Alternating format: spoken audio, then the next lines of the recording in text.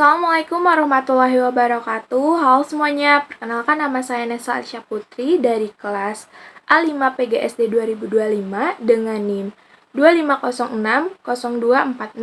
Di sini saya akan memaparkan tentang proyek UAS PAI yang diampu oleh Bapak Dr. Dedi Junaidi, STHI MAG.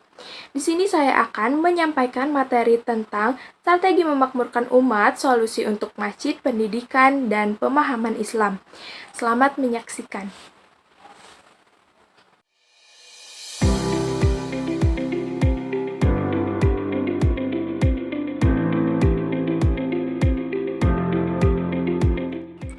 Masuk ke materi pertama, yaitu identifikasi masalah utama di lingkungan masjid.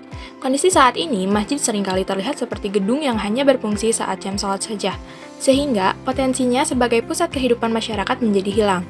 Masalah utamanya adalah adanya jarak antara pengurus masjid dengan kebutuhan nyata warga seperti pemuda yang lebih nyaman berkumpul di luar dan masyarakat yang kesulitan akses kesehatan, serta ekonomi.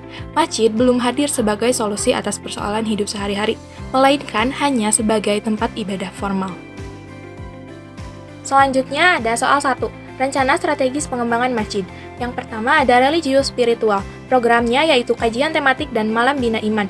Materi solutifnya yaitu membahas fikih kontemporer, manajemen stres, dan parenting islami. Metodenya diskusi interaktif dua arah untuk menjawab kegelisahan jamaah. Dampak positifnya yaitu meningkatkan kesadaran spiritual yang relevan dengan kehidupan sehari-hari. Masjid menjadi destinasi utama mencari ketenangan batin. Selanjutnya yang kedua yaitu sehat rohani dan jasmani. Programnya yaitu klinik masjid dan ahad sehat.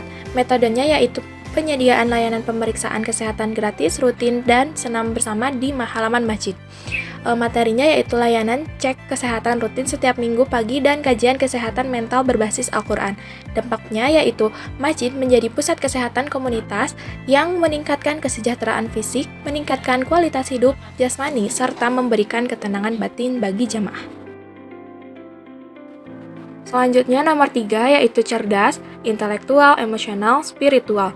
Programnya yaitu Masjid, Youth Hub, dan Creative Space. Fasilitasnya yaitu wifi gratis, terfilter, dan ruang belajar yang nyaman. Pelatihannya yaitu workshop, digital skill, coding, desain, dan kelas pengembangan karakter. Dampaknya yaitu menarik pemuda kembali ke masjid sebagai tempat aktualisasi diri, membekali generasi muda dengan soft skill dan hard skill yang kompetitif. Yang keempat dan yang terakhir dari soal nomor 1 yaitu sejahtera. Programnya yaitu Baitul Ma'al dan pemberdayaan UMKM. Permodalannya dari penyaluran dana infak sebagai modal usaha tanpa bunga atau Qardul Hasan. Pendampingannya yaitu pelatihan manajemen bisnis bagi pelaku usaha kecil di sekitar masjid. Dampaknya yaitu memutus mata rantai kemiskinan dan ketergantungan pada pinjaman ribawi, meningkatkan kemandirian ekonomi jamaah melalui dukungan masjid. Lalu masuk ke soal nomor 2 yaitu solusi pengembangan pendidik yang diambil dari kasus Ustadz Hasan. Yang pertama ada prinsip pendidik dalam Islam. Untuk menjadi pendidik ideal, Ustadz Hasan harus mengintegrasikan 4 peran, yaitu mu'alim, tidak hanya mentransfer ilmu, tapi memastikan pemahaman yang mendalam.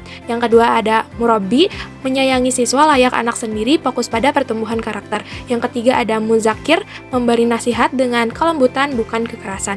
Yang keempat ada mursyid, menjadi kompas moral dan teladan, uswatun hasanah dalam bersikap.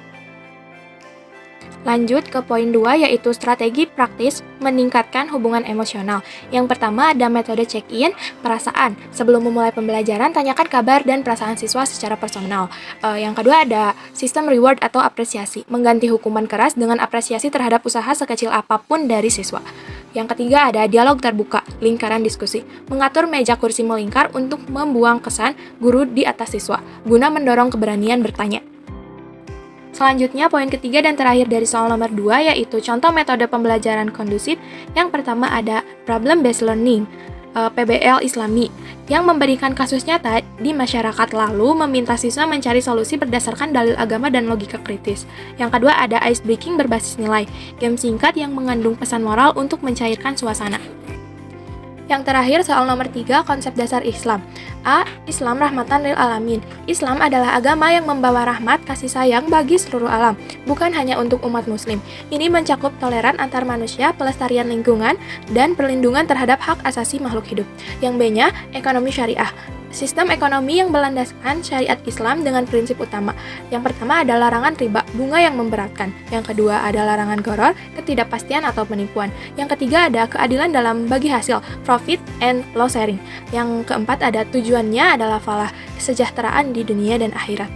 Yang terakhir pernikahan dalam Islam. Pernikahan adalah ibadah terpanjang dan merupakan mitsaun golidan, perjanjian yang kuat antara laki-laki dan perempuan. Tujuannya adalah membentuk keluarga yang sakinah, tentram, mawadah, penuh cinta, dan warohmah kasih sayang, serta untuk menjaga kehormatan diri. Kesimpulan akhirnya, menuju umat yang unggul, keberhasilan dalam membangun umat terletak pada kemampuan kita untuk mengembalikan peran masjid sebagai pusat solusi sosial, bukan sekadar tempat ritual. Hal ini harus didukung oleh pola pendidikan yang humanis dan penuh kasih sayang, serta pemahaman agama yang inklusif dan menyejahterakan. Ketika masjid, guru, dan sistem ekonomi berjalan selaras dengan prinsip kasih sayang universal, rahmatan lil alamin, maka akan terwujud masyarakat yang cerdas, sehat, mandiri secara ekonomi. Nah, itulah materi yang bisa saya sampaikan. Mohon maaf jika banyak kesalahan di dalamnya. Sekian dari saya. Semoga video ini bermanfaat bagi kita semua. Terima kasih. Wassalamualaikum warahmatullahi wabarakatuh. See you next time.